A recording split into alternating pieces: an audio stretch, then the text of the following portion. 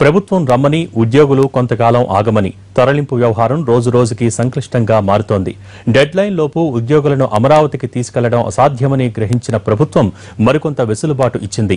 వెలగపూడిలో నిర్మాణాలను పరిశీలించిన ముఖ్యమంత్రి కూడా 20 రోజుల్లో సకల సౌకర్యాలు కల్పించడం అసాధ్యమని ఓ నిర్ణయానికి వచ్చేశారు. దశలవారీగా తరలించే అవకాశాలను పరిశీలిస్తున్నారు.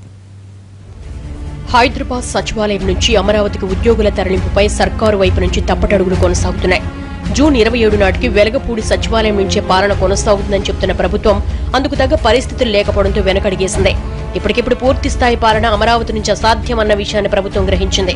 ముందుగా కీలకమైన అధికారులను కొంతమందిని తరలించి ఆ తర్వాత మిగతా వారిని అమరావతికి పంపాలని ఓ నిర్ణయానికి వచ్చారు. వెలగపూడిలో నిర్మాణ పనులు పరిశీలించిన ముఖ్యమంత్రి ఈ మేరకు ప్రకటన చేశారు. 27కు ఎన్నైతే అని ముందుగానే చెప్తాం, వాళ్ళందరూ వస్తారు.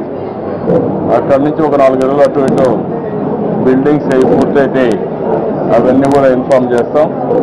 దానిపైన ఒక్కొక్క డిపార్ట్మెంట్ వచ్చి ఇక్కడ ఆక్యుపెన్సీ చేసే పరిస్థితి వస్తుంది. ఇవి కాకుండా ఇంకా ఇక్కడ ఇంటీరియర్గా ఏవైతే ఉన్నాయో చూస్తే ఇవన్నీ కూడా కొంతవరకు 27కి అవుతుంది, కొంత ఒక వారం 10 రోజులు అటు అవుతాయి. అయితే 27కు వచ్చేవాళ్ళు ఎవరు రావాలో ముందు చెప్తాం.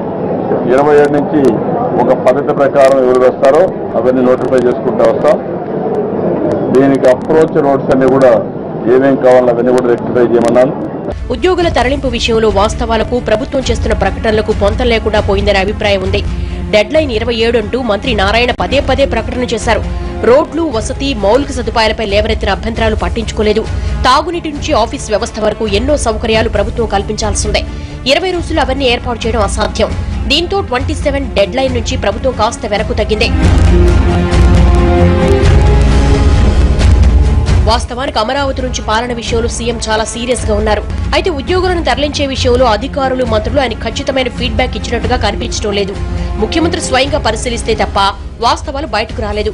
ప్రస్తుత పరిస్థితుల్లో ఉన్న పడంగా రమ్మంటే ఉద్యోగులు ఇబ్బంది పడతారని గ్రహించిన సీఎం దశలవారీగా తరలించేందుకు గ్రీన్ సిగ్నల్ ఇచ్చారు.